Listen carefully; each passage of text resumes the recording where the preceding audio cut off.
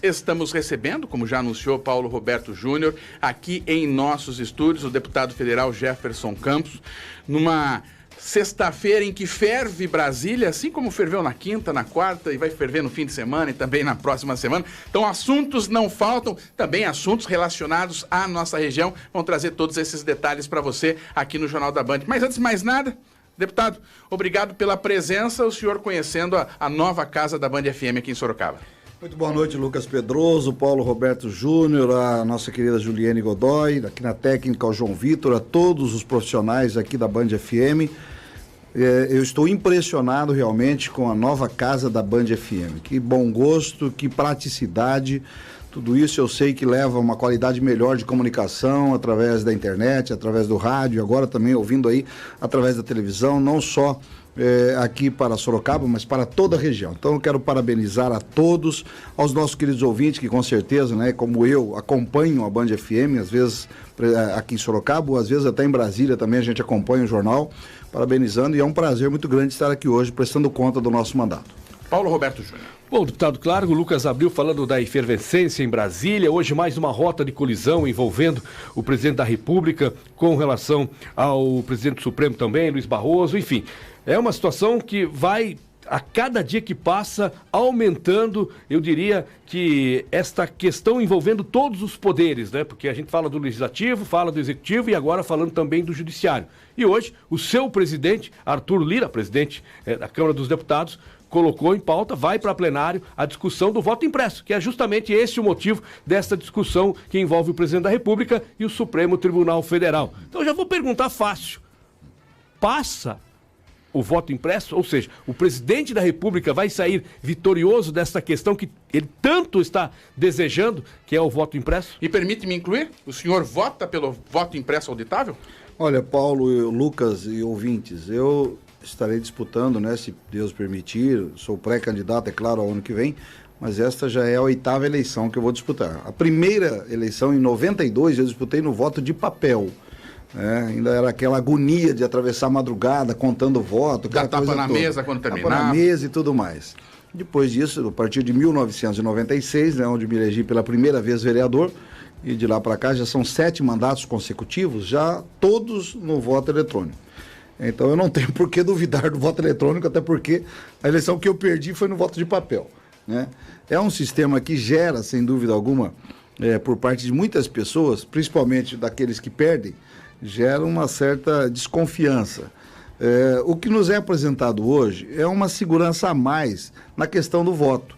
Eu não vejo o voto impresso e auditável como sendo algo negativo.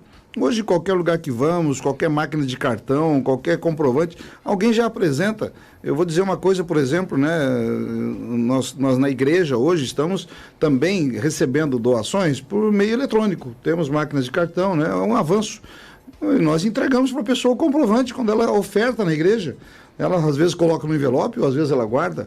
Por que não termos uma possibilidade de auditar o voto? Eu sou favorável ao voto ele é auditável, voto impresso, votarei favorável a este voto, relembrando, né, e esclarecendo ao nosso ouvinte, que com certeza já deve saber, mas relembrando que não é aquele que leva o voto para casa, não há o contato físico do eleitor com o papel, ele é apenas então somente visualizado, confirmado, ele está depositado na própria urna, em havendo uma decisão judicial para que aquela urna seja auditada, em uma provável, um possível questionamento da votação daquelas urnas, ele pode ser auditado, ele pode ser contado para saber se o boletim de urna confere com aquilo que está na realidade.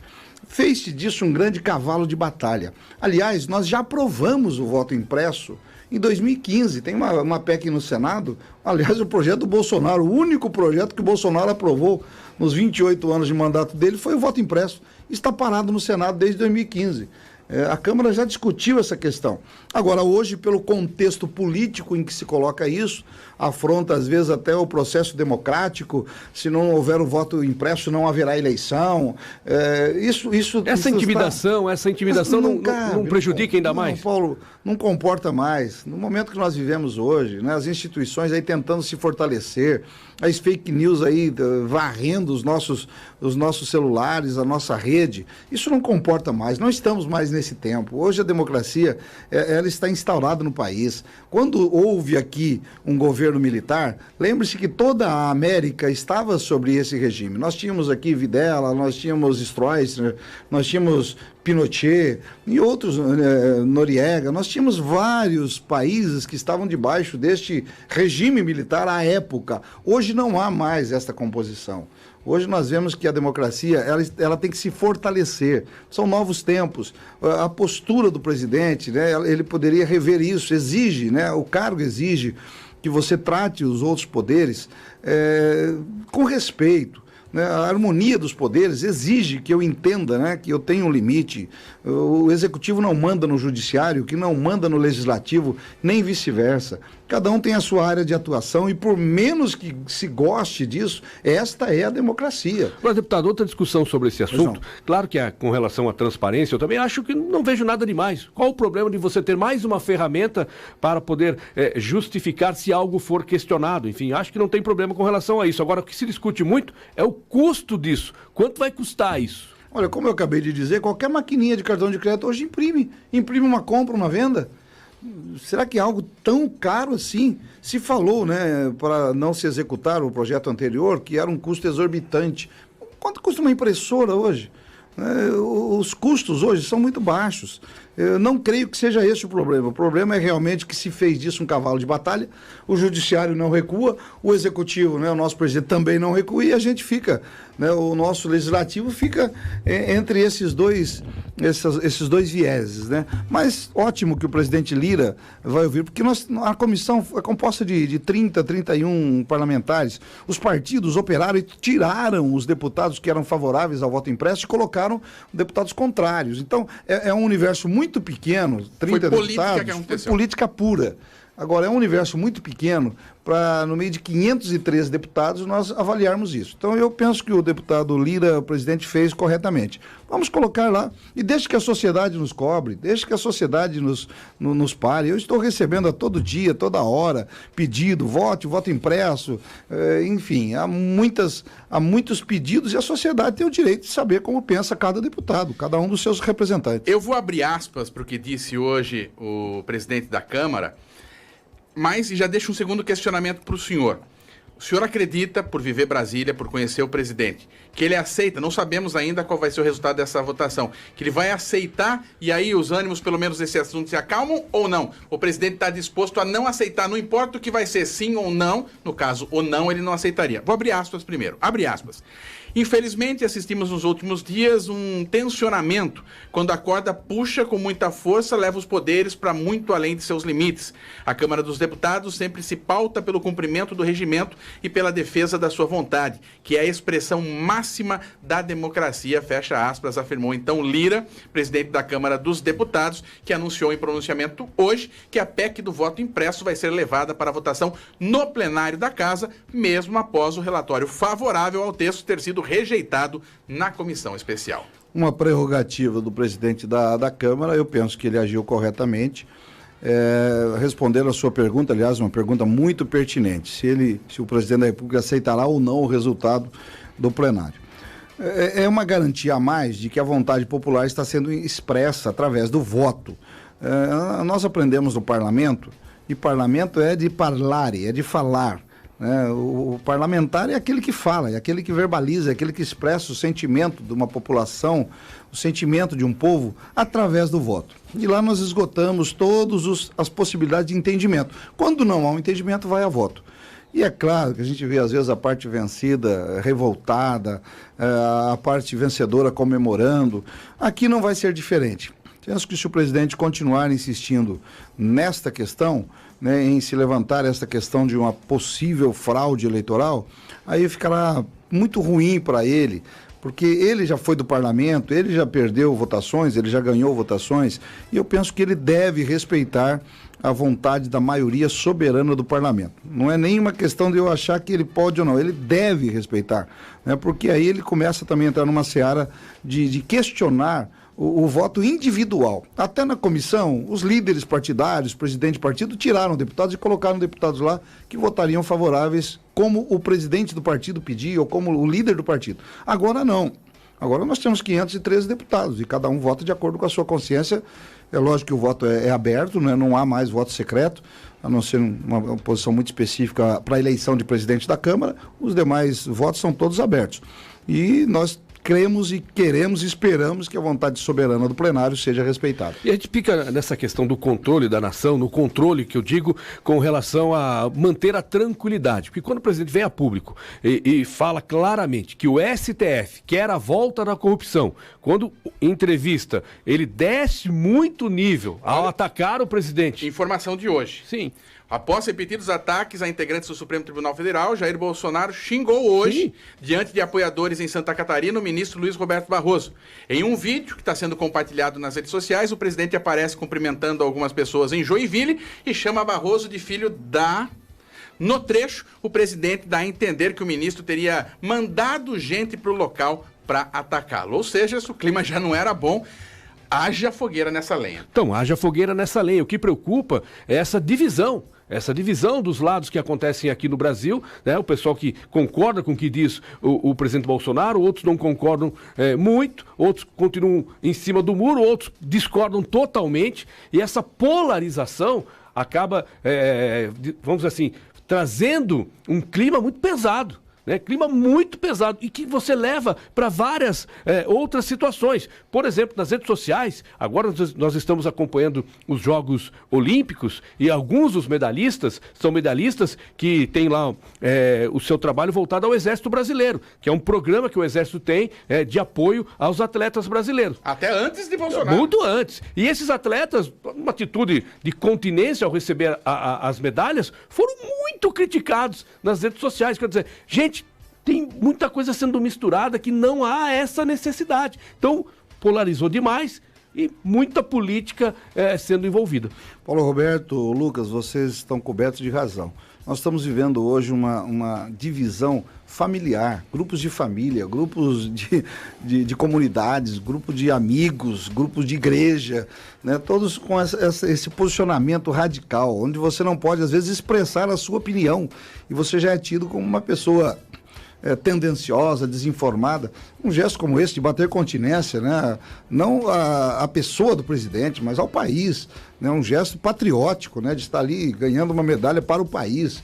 Alguém que reconhece o valor também do Exército, dos programas que temos para melhorar o esporte, para fazer com que a pessoa chegue lá. Como pessoas agradecem patrocinadores. Claro. Agora você chega ali e você é avacalhado, xingado nas redes sociais e temos visto um desacerto. Olha, essa nova era, né, que nós vivemos hoje da internet, até que tudo isso seja dominado, controlado de uma forma coerente, educada.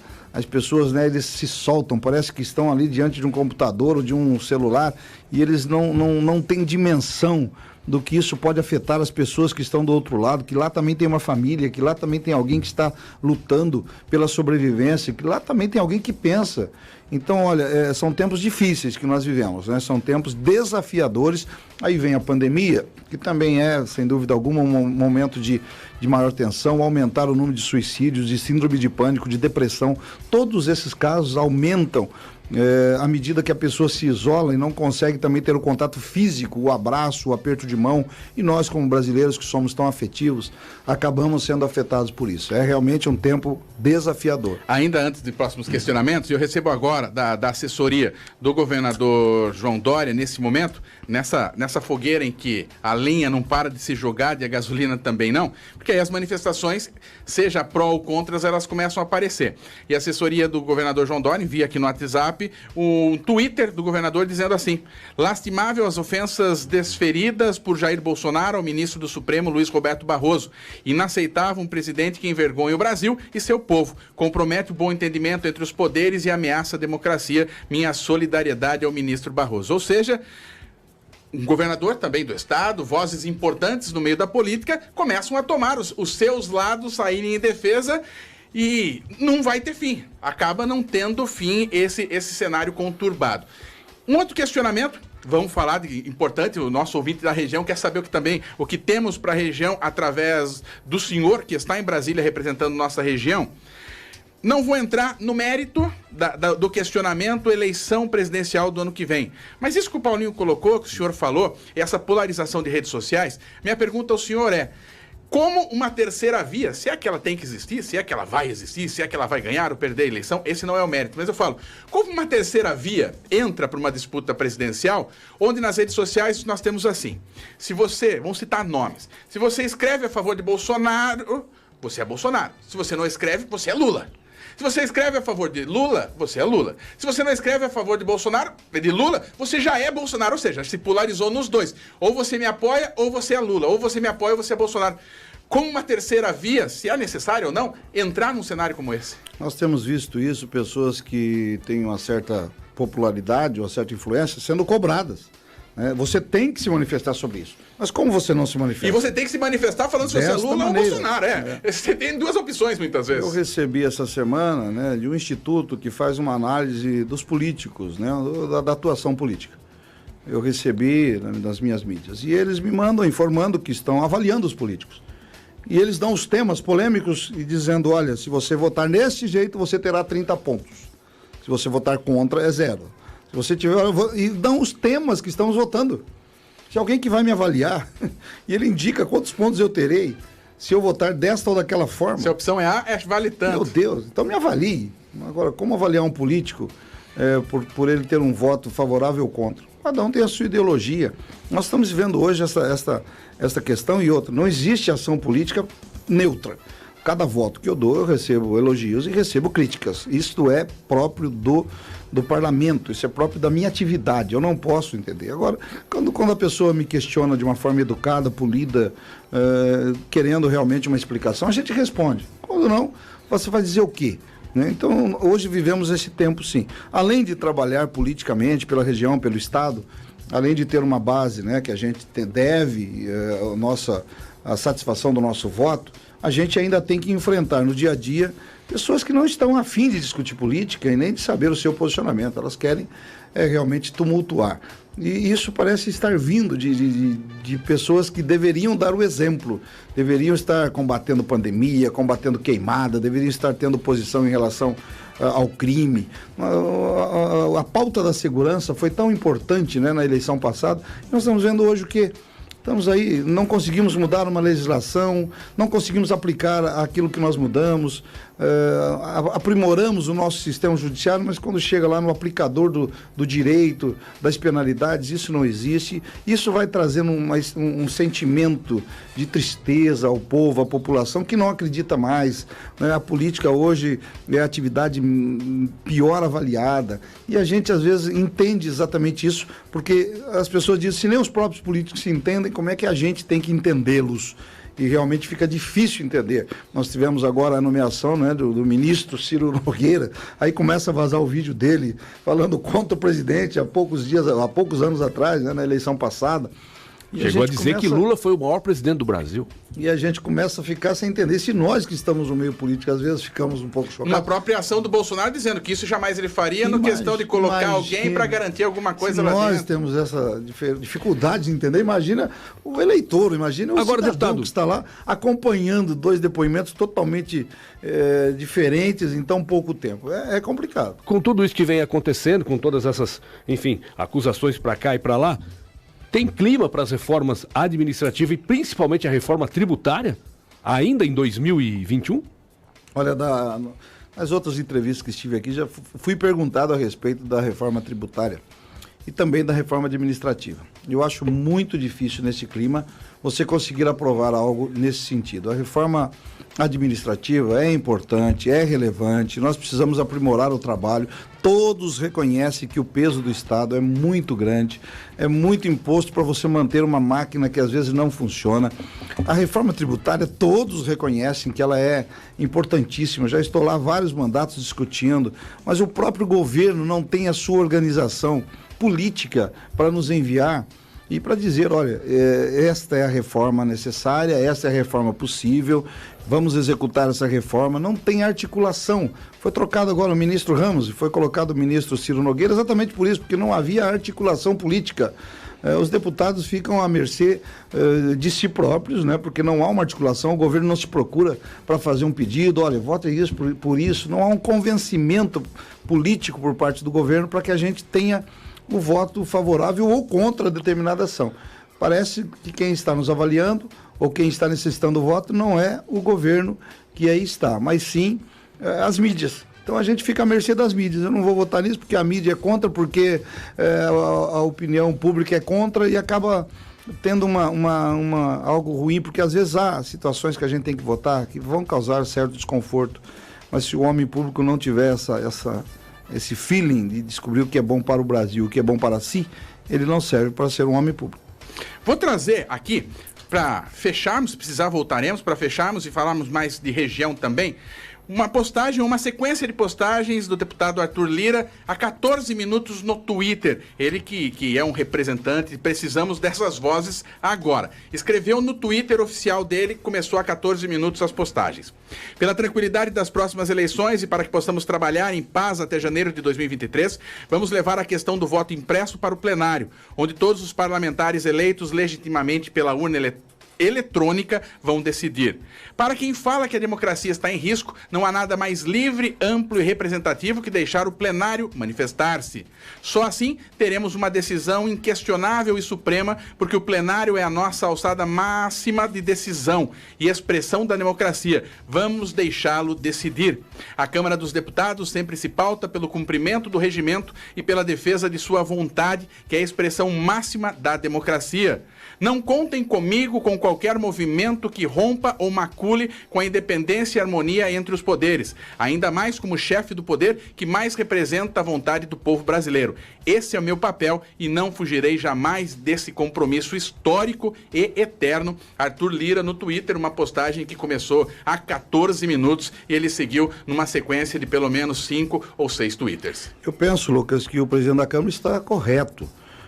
Nós temos os dois poderes harmônicos, né, que é o que formam o Congresso Nacional, que é a Câmara dos Deputados e o Senado. A Câmara representa o povo, o Senado representa o Estado. Os deputados, eles variam de acordo com o número de habitantes de cada estado. Um mínimo de 8, alguns estados, por exemplo, o Acre, que é menor do que Sorocaba, tem 8 deputados. O estado de São Paulo tem 70, porque a Câmara representa o povo. O Senado representa o Estado.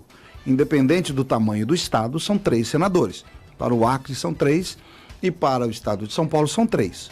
Para que haja esse equilíbrio. Por isso, quando a gente olha naquela arquitetura de Niemeyer, a gente vê o côncavo e o convexo.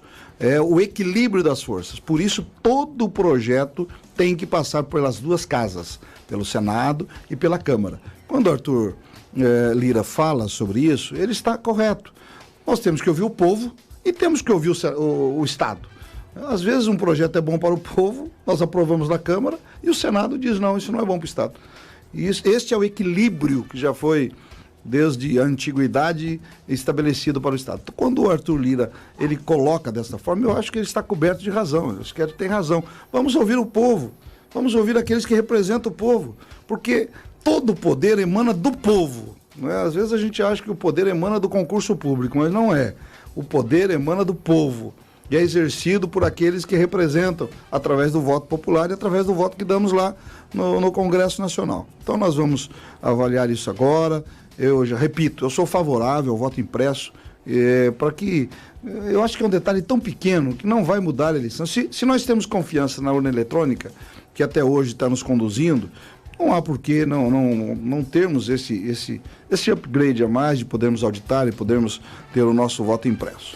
Deputado, região de Sorocaba, região que o senhor representa, mas também um deputado que é sempre muito bem votado em todos os municípios, são 645 municípios no estado de São Paulo, sempre recebendo esse voto, acaba sendo pulverizado, ou seja, acaba recebendo esses votos todos. Para a região de Sorocaba, uma questão mais pontual, como tem sido isso, essa questão das verbas, o que já chegou, o que tem a médio prazo para estar chegando aqui para a região? Olha, é importante a gente ter isso. É claro que o trabalho do parlamentar não é só trazer verbas, mas é quase uma obrigação que nós temos, visto que nós temos uma disponibilidade de estar indicando muito recursos. O prefeito liga para o senhor? Muito. Eu tenho voto em 600 municípios, então há uma capilaridade muito grande. Mas é claro que eu trato a nossa cidade, a nossa região de uma forma muito especial. Esses dias tive com a nossa prefeita Fabiola, destinamos R$400 mil, já tínhamos destinado também para a reforma do Sermac no mandato passado. Destinamos agora R$640 mil para a compra de ambulâncias pela Prefeitura de Sorocaba, que está sendo um problema crônico, esta questão das ambulâncias, 300 mil para o GEPASSE, para a Santa Casa mais 300 mil, o Padre Fábio pediu também para Itapetininga, mandamos para o Léo Orsi, hospital que é administrado pela mesma associação, né, pela Irmandade da Santa Casa, lá em Itapetininga, mais 400 mil, aqui para Araçoiaba da Serra, para Boituva, mais R$300 mil. Ajudei na liberação dos $70 milhões do CAF, que estava parado há muitos anos no Senado, e através desse recurso inauguramos agora um viaduto aqui na JJ Lacerda com a Ipanema e outro que está sendo construído lá na Avenida Itavuvu, ligando ao Ulisses Guimarães. O BRT é fruto desses $70 milhões que eu participei diretamente da ação. Por que fica parado? Fica parado por um problema político, né? E por um problema também que você não tem articulação para chegar. Quando eu fui procurado pela administração anterior a essa do Rodrigo Manga, estava parado há anos lá no Senado, né? Porque não havia quem articulasse, não havia quem fosse atrás. E em Brasília eles têm muitas opções de liberar. Eu fui ao presidente do Senado, Eunício de Oliveira, eu fui ao Cássio Cunha Lima, que era presidente da CAF lá do Senado, eu fui ao Sérgio Petecão, que era o relator desse projeto, e disse, olha, estamos aqui, Sorocaba precisa, e a coisa andou. E no dia 13 de maio de 2018, nós conseguimos a aprovação. De lá para cá vieram os projetos, os processos e a execução, que culminou agora com o viaduto. Então, isso tudo faz parte do nosso trabalho. Eu poderia fazer muito mais. Eu sou o deputado que mais traz recursos para a área médica, até porque são 20 anos de mandato, se somarmos isso para o BOS, para o GEPASSE, Santa Casa e outras mais, e a Prefeitura de Sorocaba. Esse é o nosso trabalho. E é importante estarmos aqui com esse mandato, porque e prestando conta do nosso mandato. Porque, às vezes, alguém que não tem nenhum trabalho efetivo aqui na nossa cidade, eles acabam levando votos, porque não tem informação do trabalho parlamentar. Nós fazemos questão de estar aqui, falando do nosso trabalho, e para que o povo de Sorocaba também, quando for às urnas escolha alguém que realmente tem uma vida efetiva na nossa cidade. Nós tivemos deputados aqui na eleição passada com mais de 30 mil votos, 20 mil votos, que nunca pisaram aqui, né? E quando hoje o eleitor vai cobrar esse deputado, ele diz, não, eu não tenho vínculo nenhum com a sua cidade. Votaram em mim porque quiseram. E nós que estamos aqui todo dia, nós que tomamos o cafezinho na padaria, nós que estamos lá, almoçamos aqui no nosso restaurante, nós que convivemos, temos uma vida aqui na nossa cidade, né? Às vezes a pessoa acaba não entendendo o papel do representante e achando que o trabalho é pouco. Por isso é importante esse trabalho que vocês realizam aqui, eu sei que a Band realiza muito bem, de informar o cidadão para que ele saiba o que os seus representantes da cidade estão efetivamente realizando. 18h51. Esticamos bem essa conversa, mas importante e esclarecedora, principalmente nesse cenário tão conturbado em que Brasília mais do que ferve, né? Já pega fogo. Brasília, deputado, obrigado mais uma vez, vamos manter esse contato, afinal de contas, as ligações, o Skype, o senhor não estando em Sorocaba ou na região de Brasília, até porque vamos entrar nesse cenário, já que foi informado que a votação vai para o plenário, ela vai acontecer e está longe dessa discussão terminar. Quero agradecer mais uma vez pela presença do senhor aqui no estúdio do Jornal da Band. Eu aqui quero agradecer, daqui a alguns dias teremos o aniversário da cidade, não sei se teremos essa oportunidade de novo, mas eu quero parabenizar a todos os que fazem de Sorocaba uma cidade grande, uma cidade pujante, uma das melhores do país, em especial aqueles que trabalham e militam na área da saúde pública, da saúde dos hospitais, da limpeza pública, da segurança, que durante toda essa pandemia se mostraram valentes, os entregadores que às vezes se expõem a riscos, todos aqueles que estão fazendo com que a nossa cidade vença esta pandemia, e a todos os sorocabanos eu quero desejar aí que seja realmente um ano de virada de chave, que a gente possa de vez deixar para trás essa pandemia e seguir a nossa vida de uma forma vitoriosa. E não posso deixar também uma amiga que vindo para cá, hoje foi aniversário aniversário da minha querida doutora Joyce Cuervo, mandar um abraço para ela, mais um ano, ela que é ouvinte assídua da Band FM, disse você vai estar lá, já vi nas suas redes, manda um abraço. Então tá aí a ela e a todos os aniversariantes. Obrigado, um grande abraço a todos.